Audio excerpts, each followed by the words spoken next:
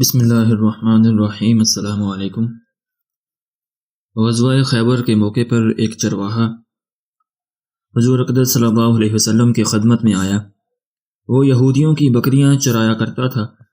اس چرواہے نے جب دیکھا کہ خیبر سے باہر مسلمانوں کا لشکر پڑاؤ ڈالے ہوئے ہے، اس کے دل میں خیال آیا کہ میں جا کر ان سے ملاقات کروں اور دیکھوں کہ یہ مسلمان کیا کہتے ہیں اور کیا کرتے ہیں۔ چنانچہ بکریاں چراتا ہوا مسلمانوں کے لشکر میں پہنچا اور ان سے پوچھا کہ تمہارے سردار کہاں ہیں؟ صحابہ کرام نے بتایا کہ ہمارے سردار حضور صلی اللہ علیہ وسلم اس خیمے کے اندر ہیں۔ پہلے تو اس چرواہے کو ان کی باتوں پر یقین نہیں آیا۔ اس نے سوچا کہ اتنے بڑے سردار ایک معمولی سے خیمے کے اندر کیسے بیٹھ سکتے ہیں۔ اس کے ذہن میں یہ تھا کہ جب اتنے بڑے بادشاہ ہیں تو بہت ہی شان و شوکت اور ٹھاٹ باٹ کے ساتھ رہتے ہوں گے، لیکن وہاں تو کھجور کے پتوں کی چٹائی سے بنا ہوا خیمہ تھا۔ خیر، وہ اس خیمے کے اندر آپ سے ملاقات کے لیے داخل ہوا اور آپ سے ملاقات کی اور پوچھا کہ آپ کیا پیغام لے کر آئے ہیں اور کس بات کی دعوت دیتے ہیں۔ حضور اقدس صلی اللہ علیہ وسلم نے اس کے سامنے اسلام اور ایمان کی دعوت رکھی اور اسلام کا پیغام دیا۔ اس نے پوچھا کہ اگر میں اسلام کی دعوت قبول کر لوں تو میرا کیا انجام ہوگا اور کیا رتبہ ہوگا؟ حضور اقدس صلی اللہ علیہ وسلم نے فرمایا کہ اسلام لانے کے بعد تم ہمارے بھائی بن جاؤ گے اور ہم تمہیں گلے سے لگائیں گے۔ اس چرواہے نے کہا کہ آپ مجھ سے مذاق کر رہے ہیں۔ میں کہاں اور آپ کہاں؟ میں ایک معمولی سا چرواہا ہوں اور میں ایک سیاہ فام انسان ہوں۔ میرے بدن سے بدبو آ رہی ہے۔ ایسی حالت میں آپ مجھے کیسے گلے لگائیں گے؟ حضور اقدس صلی اللہ علیہ وسلم نے فرمایا کہ ہم تمہیں ضرور گلے سے لگائیں گے اور تمہارے جسم کی سیاہی کو اللہ تعالیٰ تابانی سے بدل دیں گے اور اللہ تعالیٰ تمہارے جسم سے اٹھنے والی بدبو کو خوشبو سے تبدیل کر دیں گے۔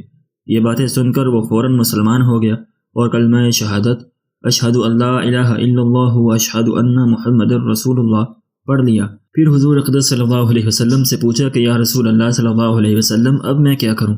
آپ نے فرمایا کہ تم ایسے وقت پر ایمان لائے ہو کہ نہ تو اس وقت کسی نماز کا وقت ہے کہ تم سے نماز پڑھواؤں اور نہ ہی روزے کا زمانہ ہے کہ تم سے روزے رکھواؤں۔ زکوٰۃ تم پر فرض نہیں ہے۔ اس وقت تو صرف ایک ہی عبادت ہو رہی ہے جو تلوار کی چھاؤں میں انجام دی جاتی ہے، وہ ہے جہاد فی سبیل اللہ۔ اس چرواہے نے کہا یا رسول اللہ، میں اس جہاد میں شامل ہو جاتا ہوں، لیکن جو شخص جہاد میں شامل ہوتا ہے اس کے لیے دو میں سے ایک صورت ہوتی ہے، یا غازی یا شہید۔ تو اگر میں اس جہاد میں شہید ہو جاؤں تو آپ میری کوئی ضمانت لیجئے۔ حضور اقدس صلی اللہ علیہ وسلم نے فرمایا کہ میں اس بات کی ضمانت لیتا ہوں کہ اگر تم اس جہاد میں شہید ہو گئے تو اللہ تعالیٰ تمہیں جنت میں پہنچا دیں گے اور تمہارے جسم کی بدبو کو خوشبو سے تبدیل فرما دیں گے اور تمہارے چہرے کی سیاہی کو سفیدی میں تبدیل فرما دیں گے۔ چونکہ وہ چرواہا یہودیوں کی بکریاں چراتا ہوا پہنچا تھا، اس لیے حضور اقدس صلی اللہ علیہ وسلم نے فرمایا کہ تم یہودیوں کی جو بکریاں لے کر آئے ہو ان کو جا کر واپس کرو، اس لیے کہ یہ بکریاں تمہارے پاس امانت ہیں۔ اس سے اندازہ لگائیں کہ جن لوگوں کے ساتھ جنگ ہو رہی ہے، جن کا محاصرہ کیا ہوا ہے، ان کا مال غنیمت ہے، لیکن چونکہ وہ چرواہا بکریاں معاہدے پر لے کر آیا تھا، اس لیے آپ نے حکم دیا کہ پہلے وہ بکریاں واپس کر کے آؤ، پھر آ کر جہاد میں شامل ہونا۔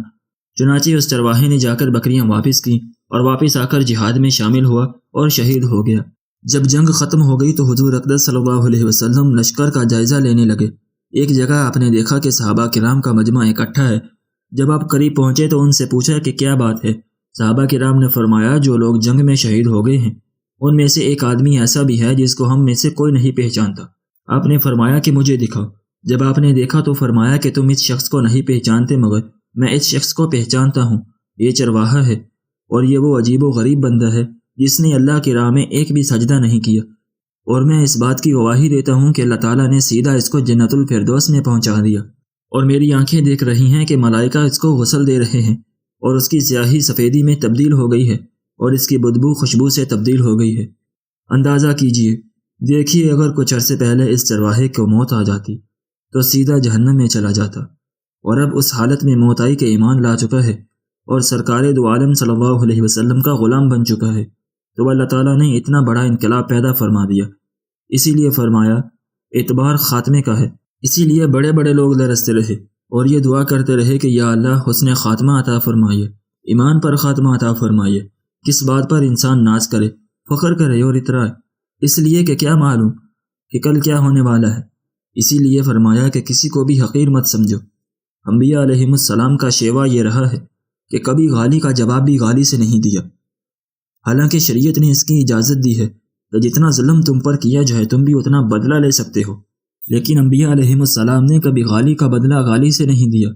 قوم کی طرف سے نبی کو کہا جا رہا ہے کہ اِنَّا لَنَرَاكَ فِي صَفَاحَةٍ وَإِنَّا لَنَظُنُّكَ مِنَ الْكَاذِبِينَ، تم بے وقوف ہو، حماقت میں مبتلا ہو، اور ہمارا خیال یہ ہے کہ تم جھوٹے ہو۔ ہم جیسا کوئی ہوتا تو جواب میں کہتا کہ تم احمق اور تمہارا باپ احمق، لیکن نبی کا جواب یہ تھا کہ اے میری قوم، میں بے وقوف نہیں ہوں، بلکہ میں پروردگار کی طرف سے رسول بنا کر بھیجا گیا ہوں۔ اللہ تعالی ہمیں سمجھ عطا فرمائے، آمین یا رب العالمین۔ ناظرین، اگر آپ کو آج کی ہماری یہ ویڈیو پسند آئی ہو تو ہماری ویڈیو کو لائک کریں اور اپنے دوستوں کے ساتھ شیئر بھی ضرور کریں، اور اگر آپ نے ابھی تک ہمارا چینل سبسکرائب نہیں کیا تو ہمارے چینل کو بھی سبسکرائب کر لیں، اور کومنٹ باکس میں اس چیز کا جواب ضرور دیتے جانا کہ نبی صلی اللہ علیہ وسلم کی کل اولاد یعنی بیٹیاں اور بیٹوں کی تعداد کتنی تھی۔